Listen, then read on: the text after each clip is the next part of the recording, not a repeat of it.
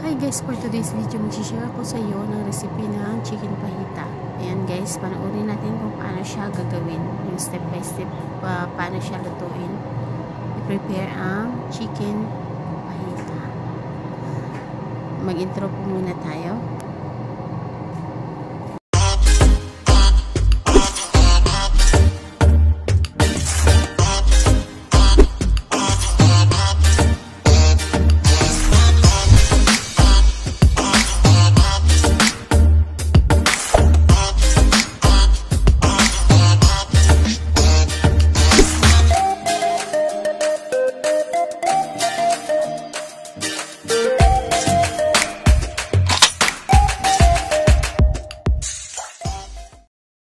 Start na tayo, i-marinate muna natin. Minarinate ko yung chicken. Ayan, sa isang 1 teaspoon na cumin, 2 teaspoon na garlic powder, 1 teaspoon powder o ng black pepper, 1 tablespoon paprika, 2 tablespoon soy sauce, 1 tablespoon brown sugar, and 5 tablespoon lemon juice. Tsaka 1 teaspoon of and 1 teaspoon of table salt. Nakadepende po kung gaano kadami yung ating lulutuin. So, ito naman siya.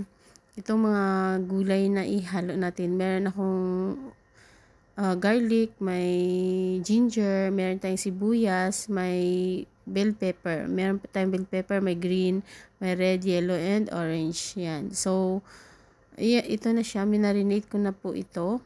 Tapos, nagtunaw po tayo. Naglagay ako ng 2 cup of water dyan sa measuring cup. Nilagyan ko siya ng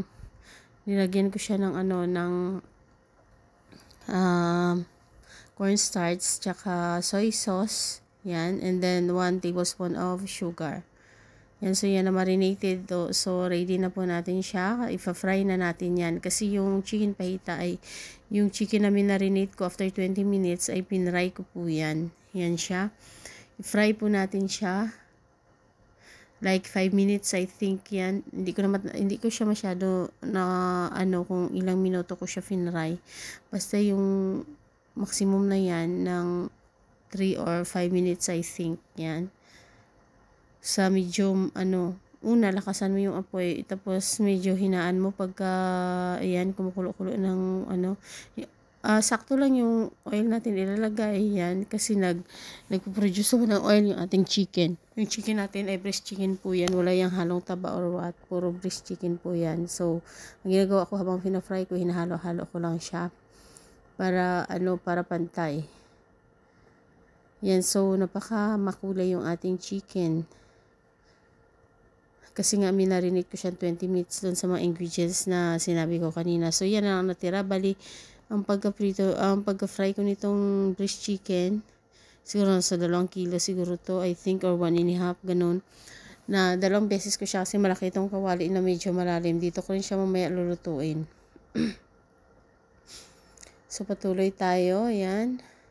And then, ahunin ko po yan. And then, isunod ko yung next na second batch na kasi hindi siya kasya sa isang prituhan.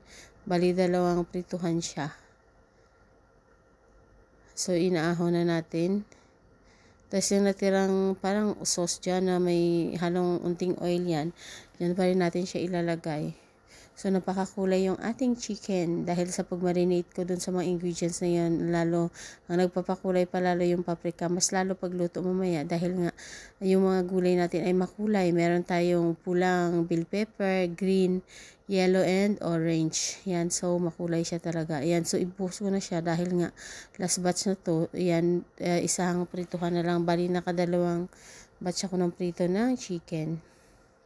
Minarinate ko po yan ng 20 or more than I think half hour, ganun. Kasi naglinis pa ako. Minarinate ko yan muna. Nung una, hiniwa ko na siya. Tapos, nag-start na ako linis. Kasi, ang ginagawa ko, habang nagluluto ako, tawid ako ng linis. Ganun ang ginagawa ko. So, last batch na to ng pinrito ko. Ayan, so yan ang pinrito natin na manok. Pinrito ko siya, I think, mga 5 minutes, ganun. Napakakulay niya, guys. Yan. So, ito ang recipe ko for today na share sa inyo ay ang chicken fajita. Yan, so bali pangalawa ko na tong luto ng chicken fajita kasi naluto ko na to last week pero nagpaulit sila, siguro nasarapan. Pero mas makulay kasi prepared ngayon ang pagluto ko ng chicken fajita na to. And then nakabili na ingredients kaya makulay siya talaga. Masarap rin yung una pero mas makulay ito. Parehas lang din sila ng lasa. Syempre ako lang din naman ang nagluto. So mas makulay ito kasi nga prepared ang pagkaluto. Parang may mga ingredients na nakahanda, hindi yung madalian. Ayan.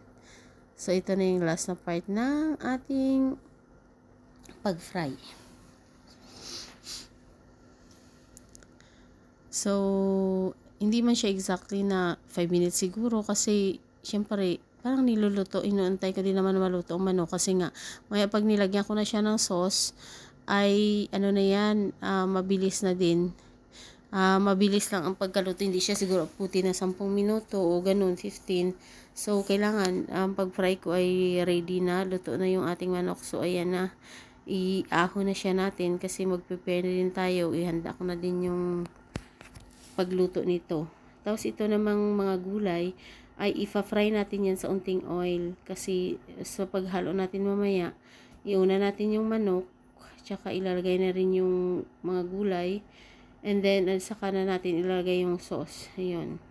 So, ifa-fry ko siya. I-mix-mix ko lang yan siya dyan sa unting oil. So, yun na yan.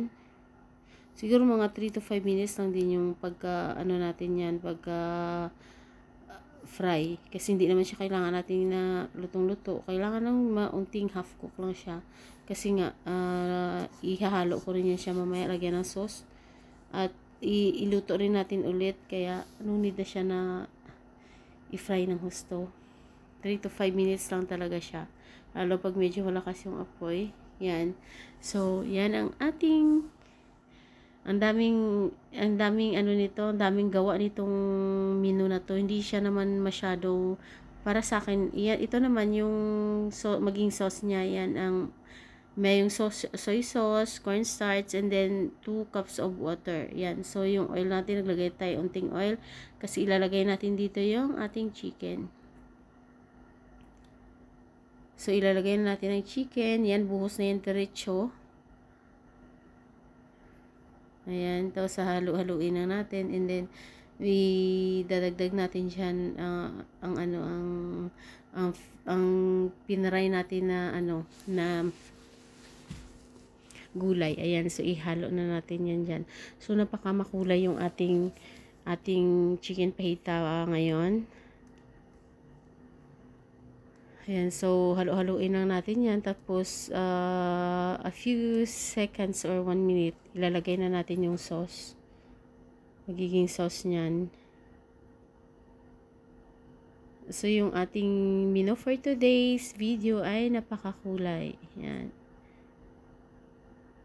Ayan siya. Kasi ilalagay na natin yung tinunaw ko na cornstarch na may soy sauce and then 1 tablespoon of sugar. Ilalagay na natin yan. Tapos antayin natin na kumulo-kulo.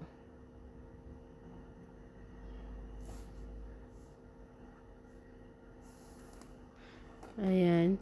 So, pag kumulo-kulo na yan, ayan, ihalo-halo na. Napakakulay niya kasi, alam mo yung parang buhay na buhay yung ating parang nakakainggan yung kulay kasi nga orange siya, orange na orange, makulay siya, tapos may red, may green, may yellow, may orange na bell pepper. So, halo-haloin natin. Halo-haloin natin ng husto yung ating chicken fajita. Ayan. So, kung sa totoo hindi naman ay ito ay luto na to. Ayan, hindi na masyado kailangan todo basta kumulo-kulo na yan, lumapot na, ayan, okay na po yan. So guys, thank you for watching. Sana mag-enjoy kayo kapanood at may matutunan kayo sa pagpanood sa aking video. Yan, so see you guys to my next vlog. Yan. Don't forget to subscribe, like, and comment po. Yan, huwag kalimutan magbakas dyan sa comment section. Napakakulay ng ating chicken fajita. Yan, so yan ang ulam nila for today's video. Ulam ng aming mga amo. Yan.